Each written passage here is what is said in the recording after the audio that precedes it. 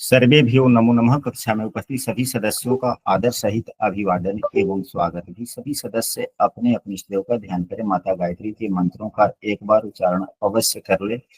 साथ ही अपने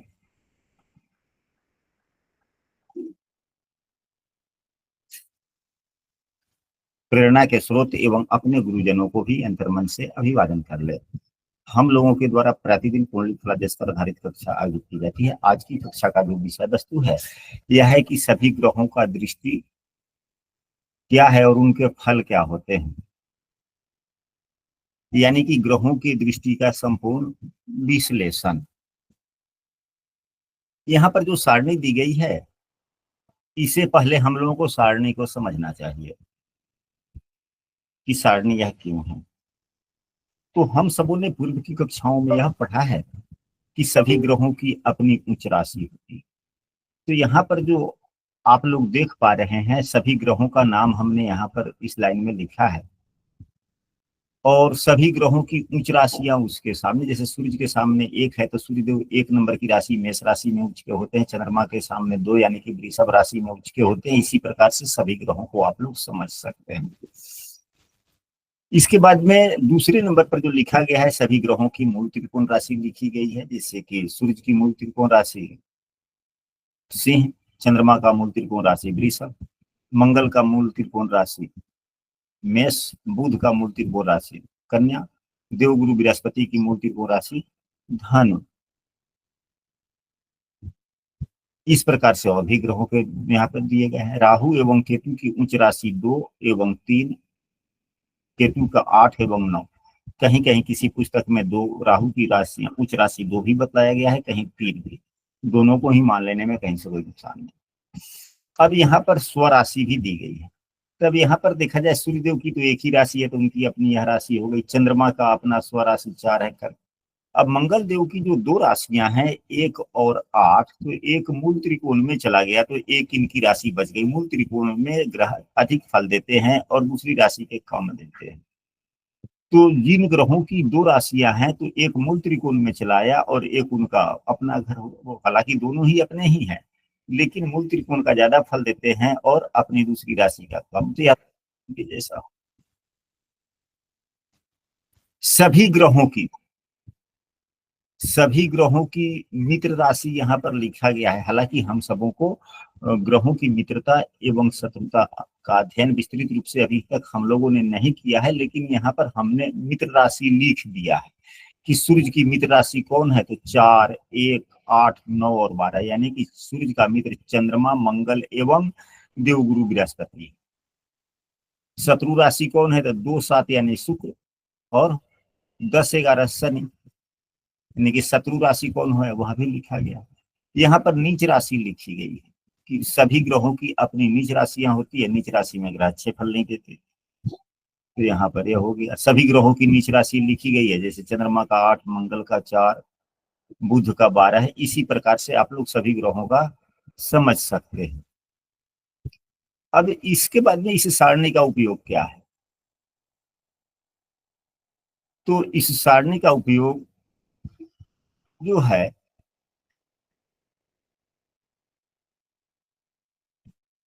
यहाँ पर और भी कुछ लिखा गया है। यहाँ पर लिखा गया है पूर्ण दृष्टि, यानी कि पूर्ण फल। पूर्ण दृष्टि का मतलब हुआ कि 100% लाभ। पूर्ण दृष्टि का मतलब 100% लाभ। त्रिपाद दृष्टि का मतलब 75%। द्विपाद का मतलब 50%। पाद दृष्टि का मतलब 25% फल देता है। परंतु हमारे पूर्व के आचार्यगणों ने या फलदेश में सभी विद्वानगण पूर्ण दृष्टियों को ही प्रभावी मानते हैं। हालांकि चौथे 8वें का भी जो दृष्टि है यह 75% लाभ देता है। यह हुआ। यदि कोई कक्षा में नया है और हमारे प्रतिदिन की कक्षा में शामिल होना चाहते हैं तो स्क्रीन पर दिख रहे नंबर पर व्हाट्सएप पर कक्षा में कंटिन्यू हो सकते हैं, या इस वीडियो के डिस्क्रिप्शन में हमने अपने व्हाट्सएप समूह का लिंक भी दे दिया, वहां से आप शामिल हो सकते हैं। अब मान लिया जाए इसको हम लोग समझेंगे कैसे? अब हम लोग इसको समझेंगे कैसे? अब यदि कोई भी ग्रह को मान ले कि अगर देख रहा है तो किसको देख रहा है? अगर अपने उच्च राशि को देखेगा तो सबसे ज्यादा फल देगा। अब यहाँ पर कितनी हो गया? 1 2 3 4।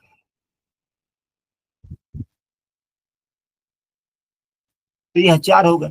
अपने मित्र राशि को अगर देखता है कोई ग्रह तो 25% लाभ देगा। अपने स्वराशि को अगर देखेगा तो 50%। अपने मूल त्रिकोण राशि को देखेगा तो 75% लाभ देगा। अपने उच्च राशि को देखेगा तो 100% लाभ देगा, यानी कि पूरा फल देगा। यानी कि अपने मित्र राशि को देखा तो 25%, अपने स्व राशि को देखा तो 50%, मूल त्रिकोण राशि को देखा तो उससे भी ज्यादा फल, अपने उच्च राशि को देखा तो पूरा फल देगा। यहां तक स्पष्ट हो गई बातें? जी गुरुवर। अगर अपने शत्रु राशि को देख रहा है तो थोड़ा कम नुकसान करेगा, और अपने नीच राशि को देख रहा है तो ज्यादा नुकसान करेगा। यानी कि ग्रहों की दृष्टि का फल यह होता है कि यदि अपने मित्र राशि को देखता है या स्व राशि को या मूल त्रिकोण राशि को या अपने उच्च राशि को देखता है तो कुछ ना कुछ लाभ ही देता है। यानी कि मित्र राशि से ज्यादा लाभ देता है अपनी राशि को, अपनी राशि से ज्यादा लाभ देता है, फल देता है मूल त्रिकोण राशि को, और अपने अगर उच्च राशि को अगर देखता है तो सबसे ज्यादा लाभ देता है। अगर कोई ग्रह शत्रु राशि को देखता है तो नुकसान करता है, अगर नीच राशि को देखता है तो उससे भी ज्यादा नुकसान देता है। यहां तक बातें स्पष्ट हो गई? जी गुरुजी।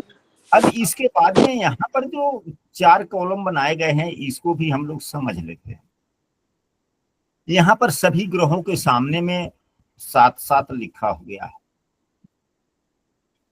हम इसी पर एक कुंडली बनाते हैं।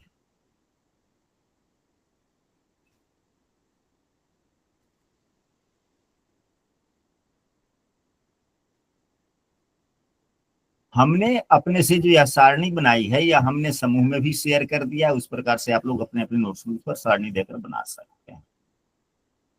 तो हम लोगों ने पूर्व की कक्षाओं में यह पढ़ा है कि लग्न जो होता है यह व्यक्ति का होता है और 7वां भाव उसके जीवन साथी का होता है।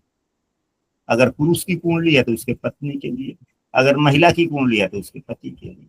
पुरुष भी अपने पत्नी की रक्षा करता है और महिला भी अपने पति की रक्षा करती है। तो पराशरी पुस्तक में, लघु पराशरी पुस्तक में एक श्लोक है, वह श्लोक है पश्यन्ति सप्तम सर्वे। पश्यन्ति सप्तम सर्वे यानी कि जो ग्रह जहां भी बैठा हुआ है, अगर मान लीजिए कि शनि की ही ले तो शनि को 1 मान लेंगे, 2 3 4 5 6 7, जो ग्रह जहां है वहां से 7वें भाव को देखता है।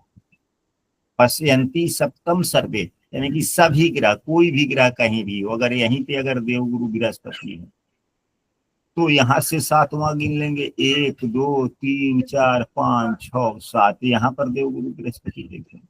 यानी कि 7वां भाव जो होता है जीवन साथी का होता है, इसलिए सभी ग्रह देखते हैं। और भी जातक शास्त्रों में श्लोक आया है कि स्वधर्म स्वप्रसूति च जाया रक्षणम ही रक्षति सर्वे जाया गृहम तस्मात् ग्रहा रक्षति ग्रहा पश्यन्ति सप्तम। यानी कि सभी ग्रह अपने जीवन साथी की रक्षा, यानी कि स्वभाव से ही जीवन साथी का रक्षा करना धर्म है या कर्म है, या जीवन साथी की रक्षा से ही धर्म और संतति इत्यादि की रक्षा होती है। इसलिए सभी ग्रहों को 7वीं दृष्टि प्रदान की। इसके अलावे उसी प्रासरी पुस्तक में यह भी बतलाया गया है कि स्पश्यन्ति सप्तम सर्वे जीव पूजा पुनः, शनि जीव पूजा पुनः, यानी कि शनि देव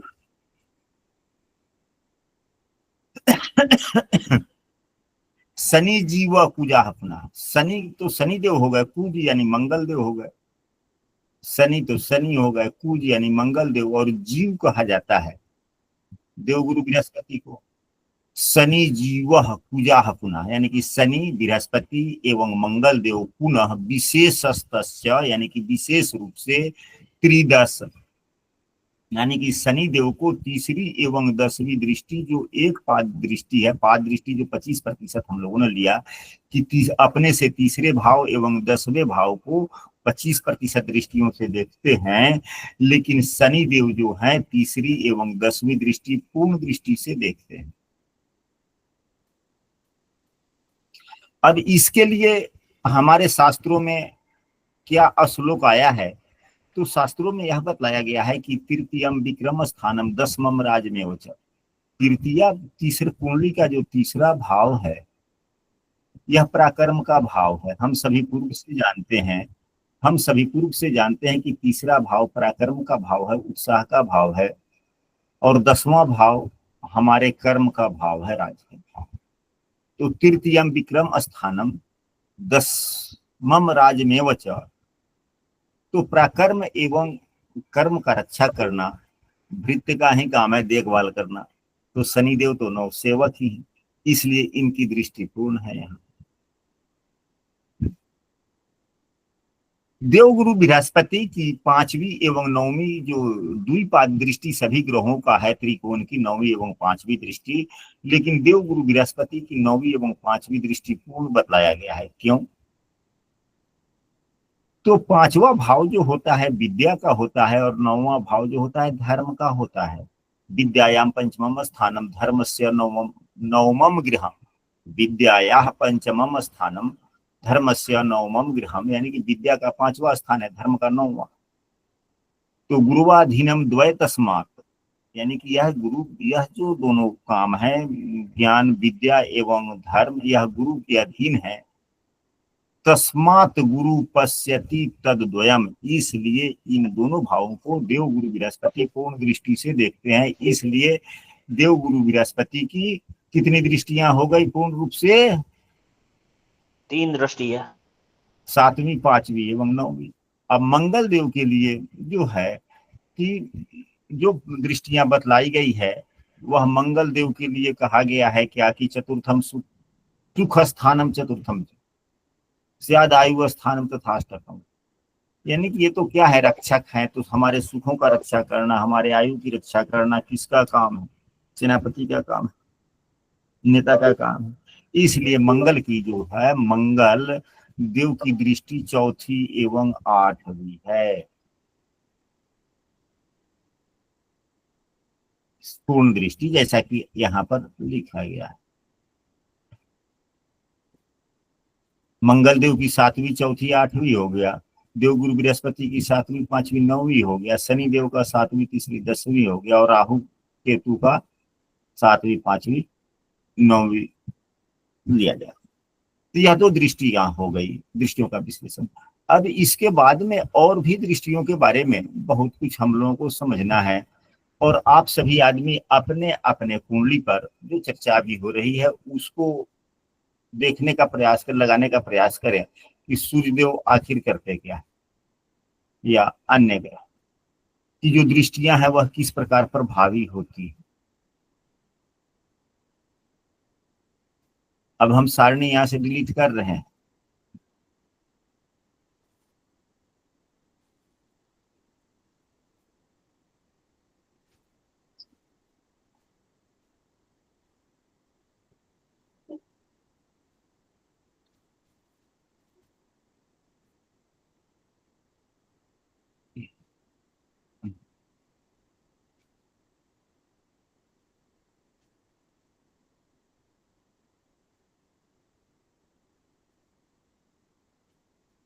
जिन बातों की अभी चर्चा हुई है वह बातें स्पष्ट रूप से समझ में आया है कि नहीं आया है?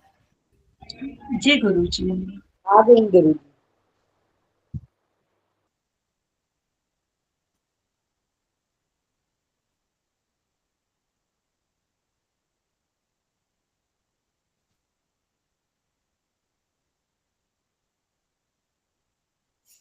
अब कोई भी सदस्य अपनी कुंडली बोल सकता है, बोले तो जरा। गुरुदेव, सिंह लग्न की कुंडली है। गुरु और केतु दूसरे भाव में बैठे हैं।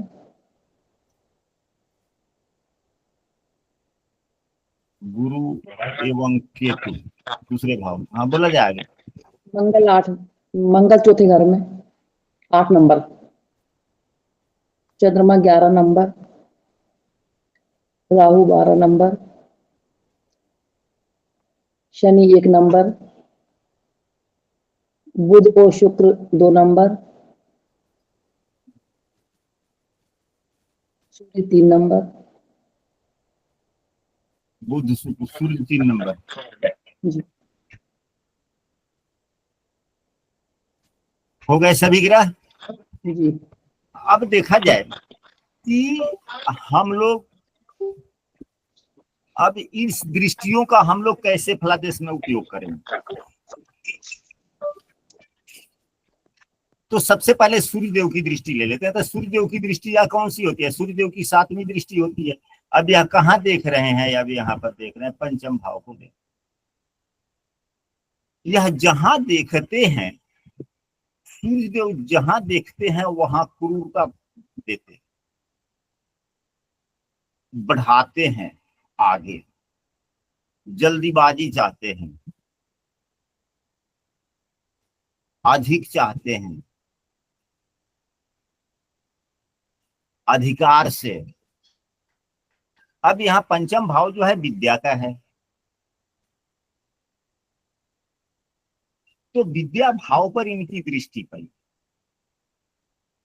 अग्नि तत्व के ग्रह हैं, अग्नि तत्व की राशि है, फल अच्छा देना है इनको, क्योंकि मित्र राशि को देख रहे हैं। तो विद्या में जो एक फ्लो होता है, जो शार्प माइंडेड बुद्धिमता होता है, उसमें यह काफी सहयोग यहाँ पर दे रहे हैं, यहाँ पर काफी सहयोग दे रहे हैं। यानी कि जितनी बातों को समझने में अन्य व्यक्ति जितना देरी से समझते हैं, अगर सूर्य देव की दृष्टि पंचम भाव पर पड़ रही हो और मित्र राशि है, तो शार्प माइंडनेस या समझ में आने में थोड़ा जल्दी होने की संभावना है। एक 5वां भाव प्रेम का भी है, संतान का भी। तो संतान पर भी, हालांकि संतान से तो संबंध खराब होने की संभावनाएं नहीं है यदि पंचम भाव को कोई पापा ग्रह ना देख रहा हो। तो पंचम भाव को तो दूसरा कोई पापा ग्रह देख नहीं रहा है, शनिदेव नहीं देख रहे, मंगल नहीं देख रहा है, केतु राहु कोई नहीं देख रहा। मंगल देव एक तरफ है और दूसरी तरफ शनि की दृष्टि भी है।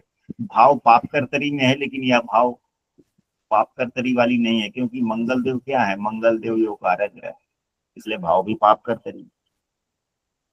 संतान से लगाव तो है,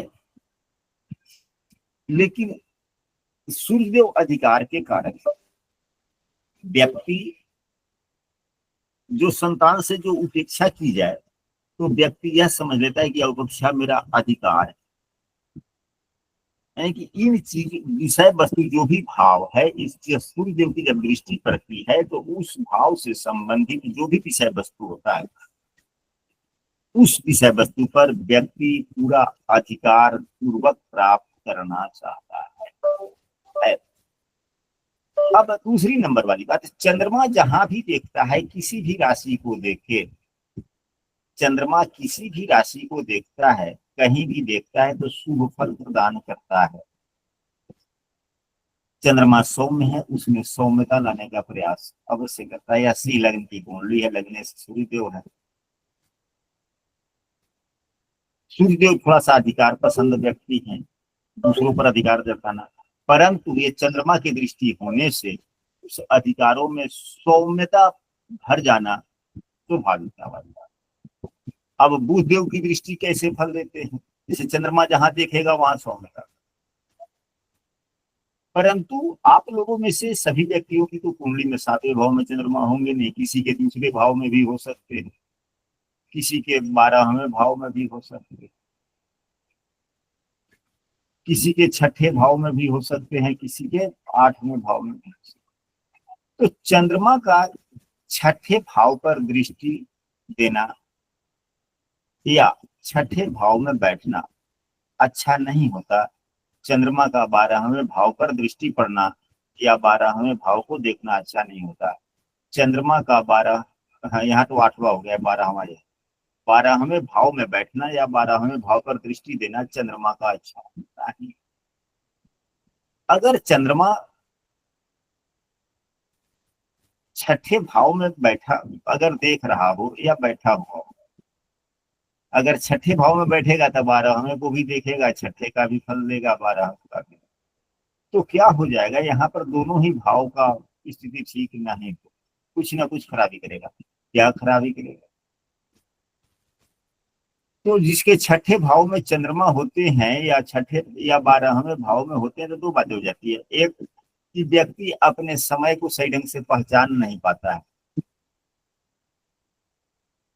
एवं ऐसे व्यक्ति के जीवन में खुशियां जो होती है, खुशी के लम्हे लंबे दिनों तक नहीं चलता। और वह भी खुशी किस प्रकार का? तो भौतिक खुशी नहीं, मानसिक खुशी लंबे दिनों तक नहीं रह पाता। समस्याएं हैं, फिर समस्या, फिर दुख है, मानसिक, फिर थोड़ा खुशी मिला, फिर दुख मिला, ऐसे जीवन चलता रहता है। जिसके 8वें भाव में चंद्रमा होता है या 8वें भाव पर चंद्रमा की दृष्टि होती है, ऐसे व्यक्ति थोड़ा मानसिक प्रेशर में रहते हैं, मानसिक तनाव कह सकते हैं, मानसिक चिंता कह सकते हैं के साथ। ये तो हुआ चंद्रमा का। आप लोग भी इन बातों को अपनी कुंडली पर लगाइएगा, देखिएगा। इसके बाद में हम लोग चलते हैं मंगल। तो मंगल देव जहां देखते हैं, वहां जिस भाव को देखते हैं उस भाव में ऊर्जा, उत्साह, जुनून इत्यादि भर देते हैं। मंगल का काम ही है मार दो, पीट दो, भगा दो इत्यादि। लड़ाई झगड़े का कारक ज्यादातर मंगल ही बनते हैं या दूसरे कोई ग्रह बनते हैं? मंगल ही बनते हैं। मंगल मंगल ही बनते हैं। तो यह जिस भाव को देखते हैं उस भाव पर थोड़ा सा जुनून बढ़ा देते हैं। अब यहाँ जो है मंगल देख रहे हैं, यहाँ भी देख रहे हैं, 7वें भाव को भी देख रहे हैं चौथी दृष्टि से, 10म भाव को 7वीं दृष्टि से, एवं एकादश भाव को 8वीं दृष्टि से देख रहे हैं। तो यहाँ पे जो जीव तत्व होता है, जैसे 7वें भाव का जो जीव तत्व है जीवन साथी है, तो जीवन साथी से थोड़ा मन कम मिलना। लेकिन यहाँ पर चंद्रमा है बैठा हुआ, तो चंद्रमा थोड़ा सौम्यता लाता है।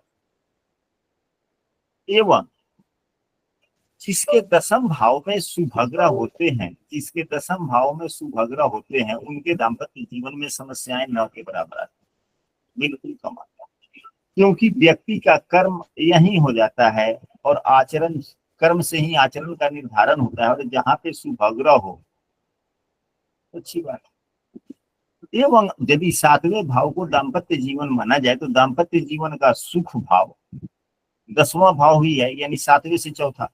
यदि वहां पे सुभग्रह है, स्वराशि का है, तो और अच्छी बात। इसलिए इस कुंडली में इस मंगल की दृष्टि का उतना ज्यादा प्रभाव नहीं। हाँ, 10म भाव में सुभग्रह ना हो, 7वें भाव में सुभग्रह ना हो, तो समस्या है। तो कहने का मतलब मंगल देव जहां देखते हैं, वो उस भाव का कोई भी काम, कोई भी व्यक्ति थोड़ा ऊर्जा, उत्साह जो उनके साथ में करता है। यह साझेदारी का भी भाव। और जिस भाव को देखता है वहां के जीव तत्वों से आगे निकलना चाहता है, व्यक्ति अपनी बातों को आगे रखना चाहता है। चाहे अब इनकी दृष्टि 7वें 10म भाव पर भी पड़ रही है, तो व्यक्ति के जीवन में यह भी हो सकती, यह भी होने की संभावनाएं प्रबल बन रहा है कि व्यक्ति जहां भी काम कर रहा है या काम कर रहा होगा, कार्य क्षेत्र में हम पीछे रह जाएं, यह नहीं, हम कैसे आगे रह जाएं, हो जाएं, हमारे कार्यों को लेकर कोई हमें ताना ना मार दे, हम अपना काम समय से करें, जल्दी कर लें, तेजी से कर लें, ऐसा हमें से ध्यान में।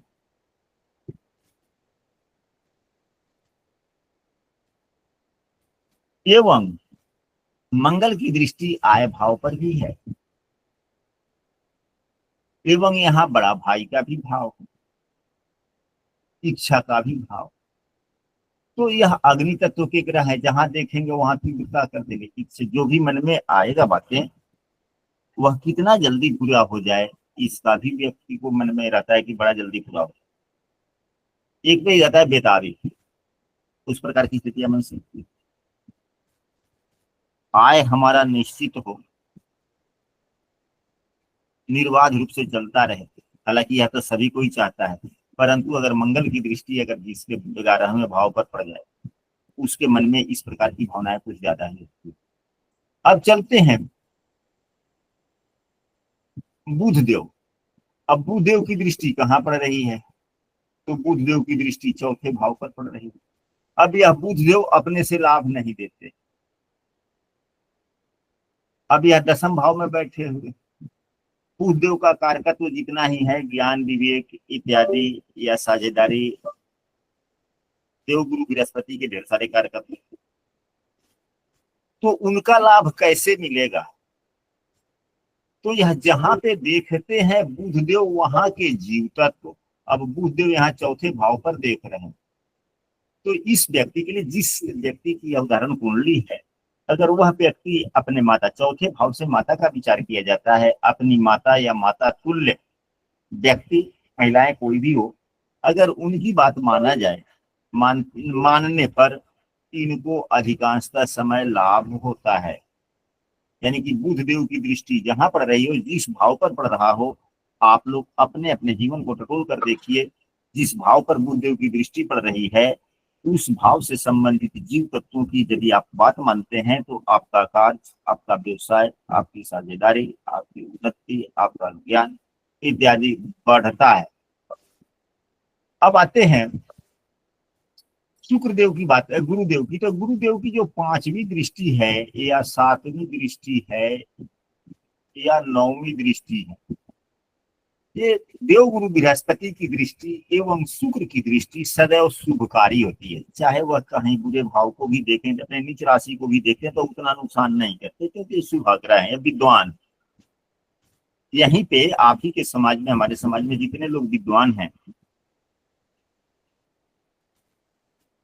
वे किसी से शत्रुता तो कर सकते हैं, परंतु विद्वान की शत्रुता नजरअंदाज की होती है, नजरअंदाज करते हैं, उसको कोई क्षति नहीं पहुंचाएंगे। लेकिन अगर वही उनका शत्रु भी अगर आ जाएगा दरवाजे पर कुछ मदद मांगने या कुछ ज्ञान लेने के लिए, तो वह शत्रु को भी दे देते हैं। विद्वानों की यही स्थिति होती है, या बदले की भावना होती है विद्वानों के मन में?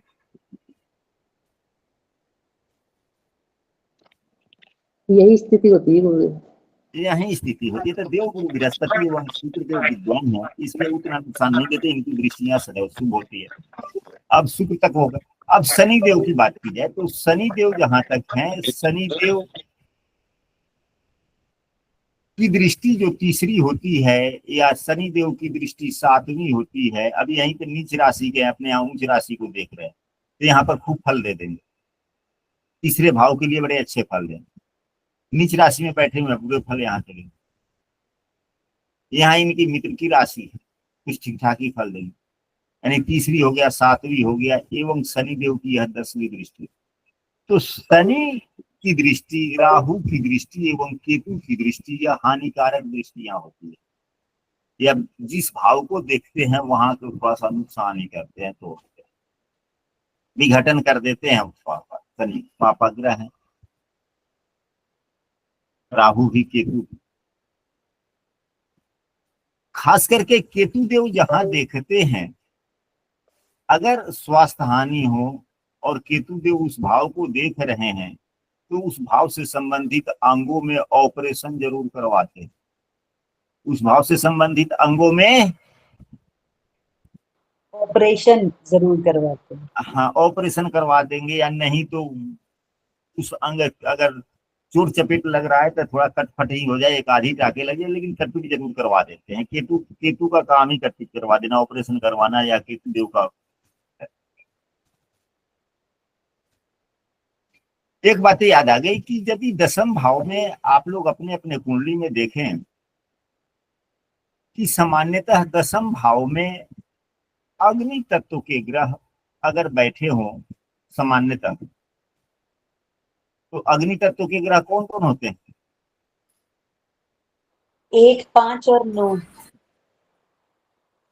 ग्रह कौन होते हैं? सूर्य मंगल। सूर्य मंगल दसम भाव में बैठे हों, या 1, 5 या 9 नंबर की राशि हो, या सूर्य देव देखते हों, या मंगल देव देखते हों,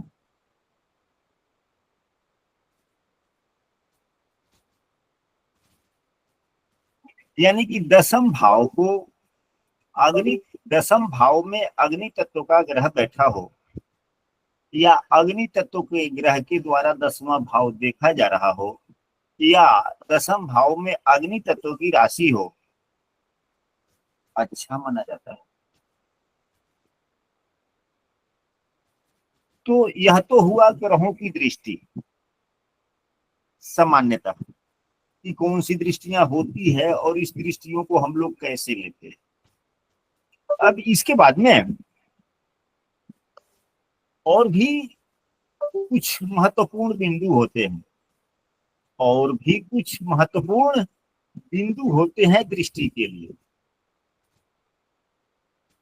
जिसको कहा जाता है ग्रहों का अंश, जिसको कहा जाता है ग्रहों का अंश।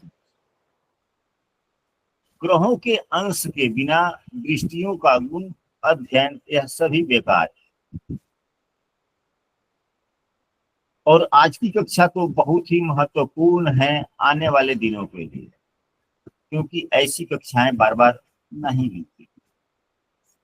अब यहाँ पर देखा जाए कि मान लिया जाए कि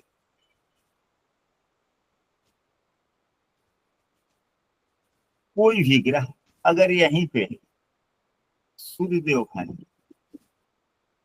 और 26 अंशों पे, यहाँ शनि देव 8 अंशों पे, तो अंशात्मक मान में अंतर हो गया कि नहीं हो गया? हो गया गुरुजी। एक और ग्रह कहीं बिठा देते, 20 अंश। तो ग्रहों का दृष्टि का 2 नियम और भी है। वह क्या है कि यदि ग्रहों के अंशों का अंतर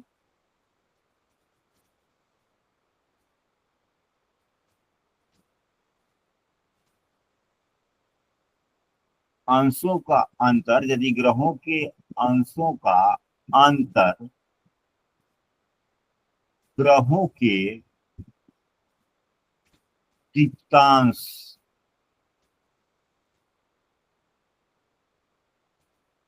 से कम हो,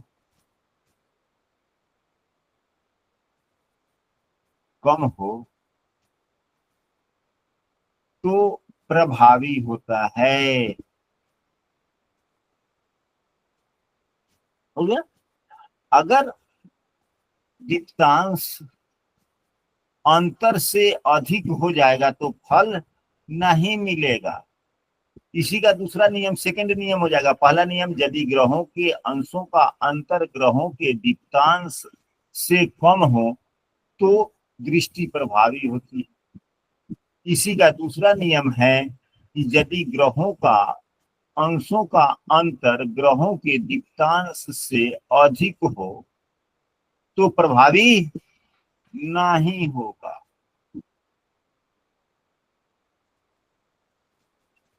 अब इसको देखा जाए, नियम लिख लिए, समझ लिए? लिख लिए गुरुवर।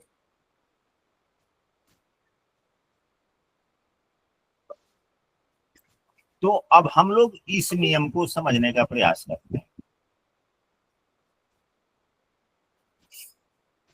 इसको मिटाते हैं।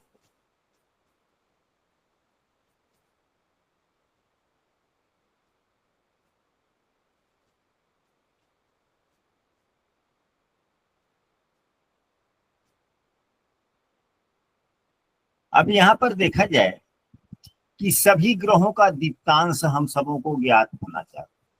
तो सूर्य का दीप्तांश 15 है, चंद्रमा का दीप्तांश 12 है, मंगल का दीप्तांश 8 है, बुध का दीप्तांश 7 है, देवगुरु बृहस्पति का दीप्तांश 9 है, शुक्र का 7 है, शनि का भी 9 है।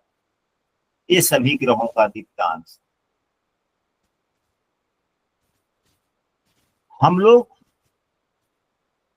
राउंड फिगर में समझने का प्रयास करेंगे बाद में। पहले सूक्ष्म जो पुस्तकों में जो विधियां बतलाई गई है उसको हम लोग पहले से। अब यदि यहाँ पर शनि सूर्य को देख रहा है तो यह दृष्टि प्रभावी है कि नहीं है, इसको हम लोग कैसे समझें? तो सूर्य एवं शनि के अंशात्मक मान का अंतर हम लोग ज्ञात कर रहे हैं।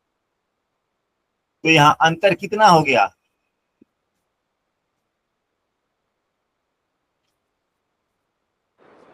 18 डिग्री। 18 हो गया। अब दोनों के दीप्तांशों का औसत, दोनों ग्रहों के दीप्तांशों का औसत हम लोगों को चाहिए। तो सूर्य का दीप्तांश कितना है? सूर्य का दीप्तांश 15 है, शनि का दीप्तांश 9 है। दो ग्रह का औसत निकालना है तो बटा 2 12। 15 9 24 बटा 2 हो गया 12। अब दीप्तांशों का औसत तो 12 हो गया ना। जी गुरुजी। तो जब दीप्तांशों का औसत 12 हो गया और यहाँ पर जो है यह अंतर 18 है, तो दीप्तांश के औसत से यह अधिक हो गया, तो यह दृष्टि प्रभावी नहीं होगी। सूर्य शनि सूर्य को प्रीत नहीं कर पाएगा। बातें स्पष्ट हो गई? जी गुरुजी। गुरुजी अगर यह 28 अंशों के होते तो अंतर 2 डिग्री ही होता और दोनों के औसत क्या है? 12। तो 12 से बहुत कम है, या पूर्ण दृष्टि प्रभावी हो जाए। अब हम लोग यहाँ पर इसी को सूर्य और गुरु को जो हम लोगों ने आमने सामने लिख दिया, तो क्या एक दूसरे को जो देख रहे हैं यह दृष्टि प्रभावी है या नहीं? तो सूर्य का दीप्तांश कितना है? भले दोनों का अंतर कितना है? तो दोनों का अंतर 6 हो गया ना।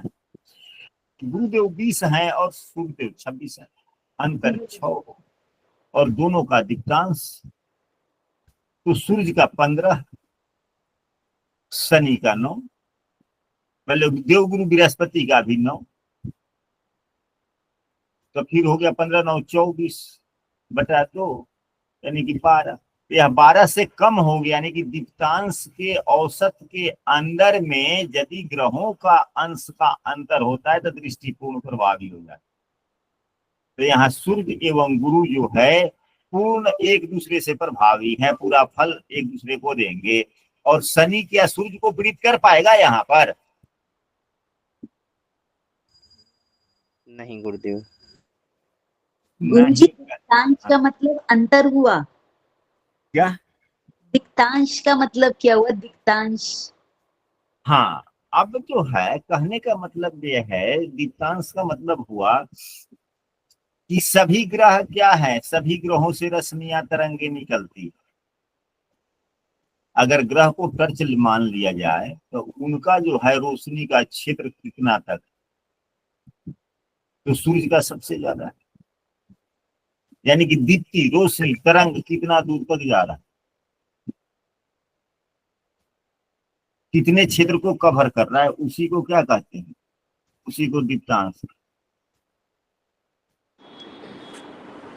गुरुजी जैसे इधर तो आपने डिग्री अधिक ली है, मतलब सूरत की 26 और जो लिस्ट में उधर 15 ली है, तो ये अलग अलग दो तरह की आती हैं डिग्री।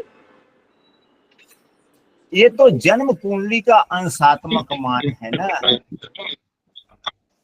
ये जन्म कुंडली का अंशात्मक मान है। हमने जो यहाँ पर लिखा है, जैसे सूर्य का अंशात्मक मान 26 जन्म कुंडली का है, शनि का अंशात्मक मान हमने जन्म कुंडली का 8।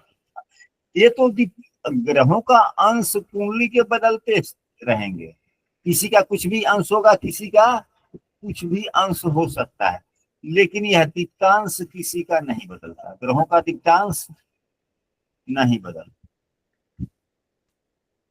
गुरुजी इसका मतलब तो ये हुआ कि यदि जो ग्रह कुंडली में है उनके डिग्री यदि कम है तो उनकी दृष्टियां ज्यादा प्रभावी होने की संभावना रहेगी। ना, अब इसके लिए जो है हम सबों को अगली कक्षा में सभी ग्रह भी हों, ग्रहों का अंशात्मक मान भी लिखा गया हो, उस कुंडली पर हम लोग इस विषय वस्तु को विस्तृत रूप से समझ सकते हैं। जी गुरुजी। हाँ, कहने का मतलब हम लोगों को विस्तृत रूप से समझना क्या है वह तो हम लोगों को आज मिला ना। जी यही सब गुरुजी। यही सब